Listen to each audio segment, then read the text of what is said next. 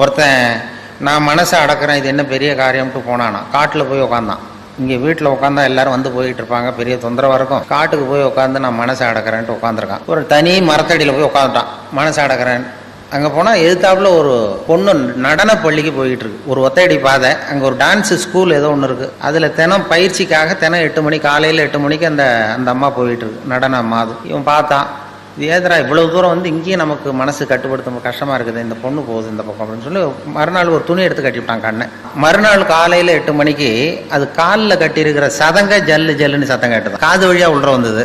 அப்புறம் காதையும் ஒரு துணியை போட்டு கட்டிவிட்டான், இனிமேல் ஒன்றும் கவலை இல்லைன்னு. மறுநாள் காலையில் 8 மணிக்கு அது தலையில் வச்சிருக்கிற பூ வாசம் அடிச்சிருக்கு லேசா, ஏதா மூக்கும் தொந்தரவு பண்ணுதுன்னு அதையும் கட்டிவிட்டான். கண்ணு இதில் இது என்ன பெரிய மனசை அடக்கிறது பெரிய காரியம், கண்ணுக்கு அது மூக்கு கட்டியாச்சு, எல்லாத்தையும் கட்டிவிட்டு இனிமேல் ஒன்றும் பிரச்சனை இல்லைன்னு உட்காந்துட்டான். மறுநாள் காலையில் 8 மணிக்கு சரியா 8 மணிக்கு அவன் மனசு நினைச்சுதான் இந்நேரம் அவ போயிட்டு இருப்பா அப்படின்னு.